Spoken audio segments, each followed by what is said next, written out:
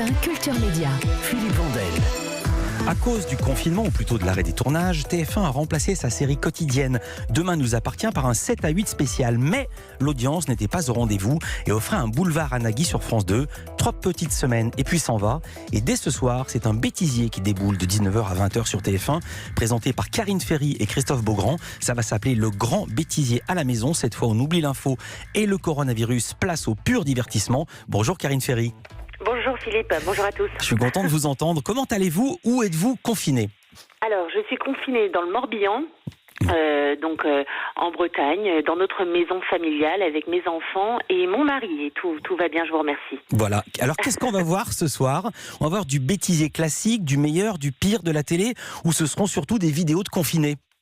Non, en fait, oui, voilà, exactement. Ce sera surtout des vidéos qui ont beaucoup émergé ces derniers temps sur les réseaux, en raison du confinement, évidemment. Donc, il y a beaucoup de parodies. On a souhaité avec Christophe, en fait, apporter un peu de légèreté dans cette période qui est quand même extrêmement lourde. Donc, on est très heureux d'arriver ce soir sur TF1, et on avait vraiment envie de partager des ondes positives. Voilà, donc on a enregistré des émissions ensemble, mais chacun chez soi. Ouais. Et on s'est dit un peu de rire dans cette période, et ça va faire du bien à tout le monde. Des ondes positives, on écoute un petit avant-goût du bêtisier. Confinement oblige, on reçoit chez nous. Allez, il y a mon chien qui arrive, c'est n'importe quoi. Chacun chez soi, mais tous ensemble, on va rire de tout. C'était la fête de la fourme. Des gaffes, des dérapages, des couacs et des bêtises de confinement. Quoi de mieux pour bien commencer la soirée avec Karine Ferry, Christophe Beaugrand et leurs invités. Ça nous fait du bien de rire. Alors, vous êtes chacun chez vous, c'est pas du direct. Quand est-ce que vous avez enregistré?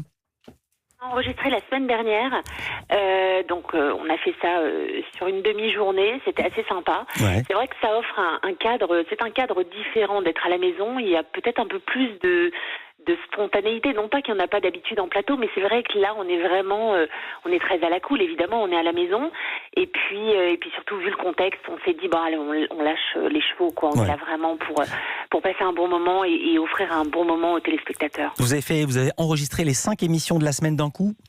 Oui, tout à fait. Ouais, on a enchaîné. Non, on n'a pas tout enregistré. On a encore un deuxième jour de tournage qui est prévu tout à l'heure. Ouais. Voilà, parce que mine de rien, se mettre en place, avoir une bonne connexion, on a des obligations qui sont un peu différentes. Lorsqu'on arrive en plateau, tout marche, tout fonctionne. Là, on a chacun des petits problèmes parfois de réseau. Ouais. Il faut savoir s'adapter. C'est d'autres problèmes, mais on a trouvé des solutions. En fait, vous répondez à la question que j'allais vous poser, c'est pourquoi ne pas avoir choisi de faire du direct, c'est surtout pour des motifs techniques. Non, c'est trop compliqué. Exactement, on peut pas parce que encore une fois, chacun a des connexions complètement différentes. Donc, il nous faut un débit qui soit quasiment le même pour tout le monde. Il y a des ajustements techniques à faire. Sinon, on l'aurait fait évidemment, mais là, c'était pas possible. Alors, qu'est-ce que ça change de présenter une émission à distance? J'ai posé la même question à votre acolyte, Christophe Beaugrand. Salut Philippe, salut Karine. Alors oui, effectivement, c'est un peu particulier de travailler dans ces conditions, chacun chez soi, confiné.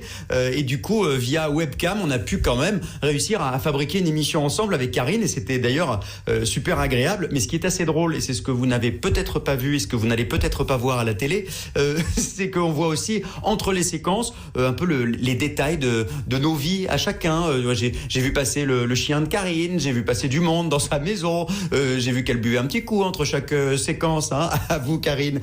Moi on a dû arrêter à un moment donné parce qu'on entendait mon bébé pleurer parce que c'était l'heure du biberon, donc voilà, c'est la vraie vie en même temps.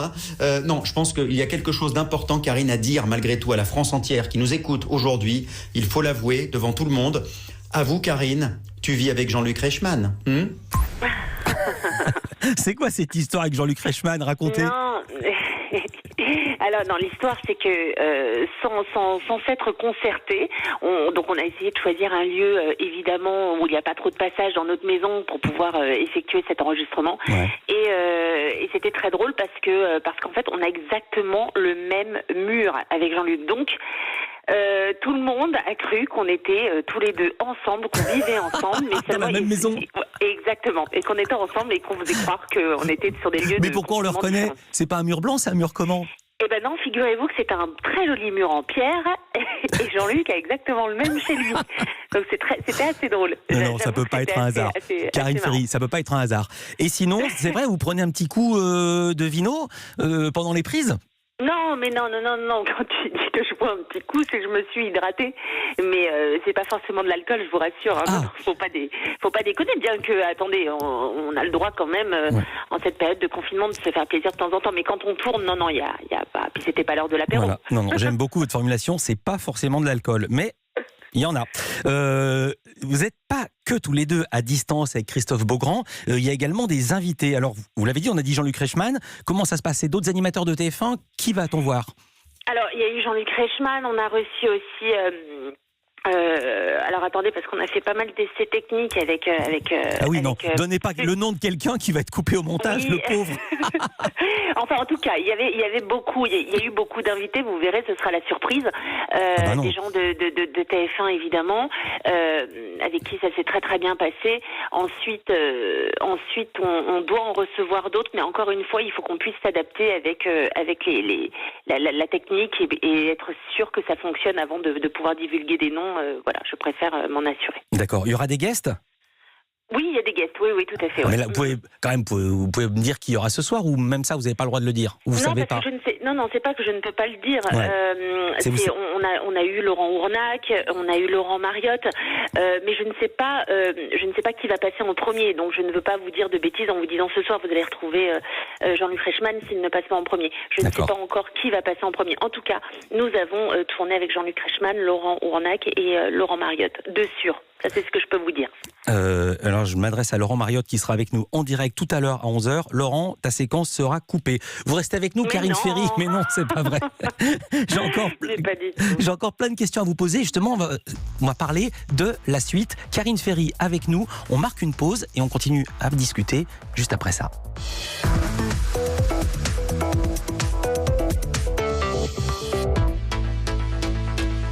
Leclerc.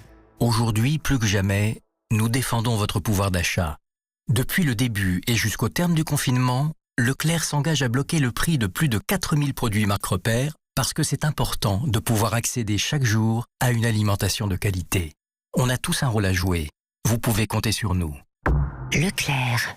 Voir liste disponible sur www.e.leclerc. La Caisse d'épargne est plus que jamais engagée auprès des entrepreneurs. Des mesures exceptionnelles sont mises en place pour soutenir votre trésorerie, notamment le prêt garanti par l'État ou encore le report des échéances de vos prêts professionnels. Pour demander à en bénéficier, contactez votre conseiller Caisse d'épargne ou rendez-vous sur caisse-épargne.fr. Partout en région, nos équipes sont mobilisées pour analyser votre situation personnelle et trouver les solutions les plus adaptées. Caisse d'épargne, vous être utile. Europe 1 Culture Média. Philippe Vandel. En compagnie de Karine Ferry, vous serez ce soir à l'antenne sur TF1 de 19h à 20h, en remplacement de l'émission spéciale de 7 à 8 que TF1 a stoppé faute d'audience. Comme on dit, elle n'a pas trouvé son public et ça arrive parfois, d'autant que les gens étaient habitués à voir de la fiction à ce moment-là. Le grand bêtisier à la maison, c'est à partir de ce soir, j'ai dit 19h, c'est exactement 18h45. L'émission va durer une semaine. C'est pour éviter que les gens se lassent ou c'est en attendant que TF1 mette une autre émission à l'antenne et qui veut gagner des millions, notamment dont parlait Pure Média et dont parlait Cyril Lacarrière ce matin. Karine. Oui, Philippe. Non, alors oui, nous on part sur une semaine de diffusion ce soir, et ensuite un autre programme doit remplacer le grand bêtisier à la maison. J'ai pas plus d'infos moi sur ce qui va se passer par la suite. Bien sûr, on a enregistré pour une semaine, mais après tout peut arriver, hein, je crois. Il est possible qu'il y ait des problèmes techniques parce que c'est pas facile de mettre en place une émission comme Qui veut gagner des millions. Et dans ce cas-là, vous feriez, comme on dit dans le métier, la soudure et une semaine de plus. Ça me dérange pas de faire la soudure tant qu'on arrive à divertir et que justement on offre un peu de joie, de bonne humeur et de légèreté. Je trouve que c'est plutôt bien.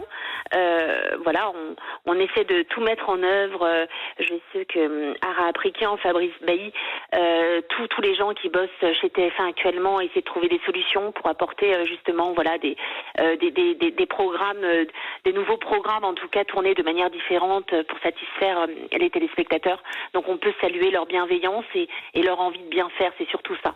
Ouais. Il faut saluer, je crois. Vos autres actualités, Karine Ferry, sont en suspens. Vous deviez revenir à l'antenne mi-avril pour les lives de The Voice. Ils ont été décalés au 2 mai. Est-ce que c'est toujours le cas? Est-ce que cette date du 2 mai est confirmée? Ou est-ce que vous attendez, là encore, comme beaucoup de Français, l'allocution d'Emmanuel Macron, le président de la République, ce soir? Non, mais je pense que concernant la demi-finale et la finale, je crois que ITV, Studio France et TF1 travaillent dessus, mais évidemment, tout va dépendre des directives du gouvernement et de ce qui va se passer ce soir. De toute façon, la qui est prioritaire en ce moment. Donc voilà, on a cette date, mais je suis dans l'incapacité de vous dire si ça va être maintenu. On en saura certainement plus ce soir, oui, évidemment. Ouais, la saison de The Voice Kids a été déjà tournée avant le confinement, ou est-ce qu'il restait des émissions enregistrées? On a tourné l'automne dernier les émissions de la prochaine saison. Il ne restera plus que la finale à faire en direct. Mais bon, encore une fois, tout va dépendre si le confinement sera levé ou pas. Ouais. J'ai pas de réponse là-dessus. Voilà. Et comme tout le monde à peu près dans ce pays, et même sûr, sur cette évidemment. planète, même, je crois que personne ne sait. C'est ça. Confrère Boris Johnson, qu'on salue, qui nous avait dit que c'était rien du tout. Autre actualité, Danse avec les stars. Vous rempilez, Karine Ferry, pour une nouvelle saison? Oui, tout à fait, avec grand plaisir. Ça avait été annoncé à la fin de la saison dernière, donc c'est pas quelque chose de nouveau. Mais voilà, moi je suis très contente de retrouver les équipes de Frédéric Pedrazza. Voilà, là je sais qu'en ce moment même, les équipes justement de Frédéric Pedrazza et de Rémi Faure chez TF1 travaillent à beaucoup d'innovations sur ce programme. Donc il devrait y avoir quand même pas mal de changements. Je ne peux pas tout vous dire, je ne peux pas vous en dire plus, en tout cas aujourd'hui, mais je sais qu'on travaille dessus. Et Frédéric Pedrazza, que je me permets de saluer, parce que je l'ai connu ici dans ses locaux, c'était Canal+, et il était stagiaire à nulle part ailleurs. Donc il a fait un sacré chemin. S'il nous écoute, c'est vrai, ouais. Il était content. Il m'en a parlé.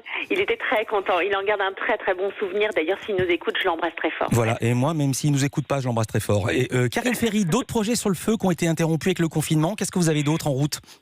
Les docs féminins qu'on tourne régulièrement, pareil, c'est en suspens. Il n'y a rien qui a été annulé, mais en tout cas tout est reporté. Ouais. Voilà, on a des dates, mais elles changent quoi en fonction de ce qui se passe. Encore une fois, voilà, c'est une situation particulière. Tout le monde.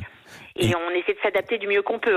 Et tout le monde, et pour vous rassurer, les conseillers de l'Élysée disaient que jusqu'à 1 heure de l'antenne, le président Macron peut encore changer son texte. Donc pour vous dire, rien n'est sûr, tout est flottant en ce moment dans cette période vraiment unique dans l'histoire. Merci beaucoup Karine Ferry d'avoir été avec nous. Vous serez ce soir dans le Grand Bêtisier à la maison, 18h45 sur TF1 pour la semaine et peut-être la semaine suivante.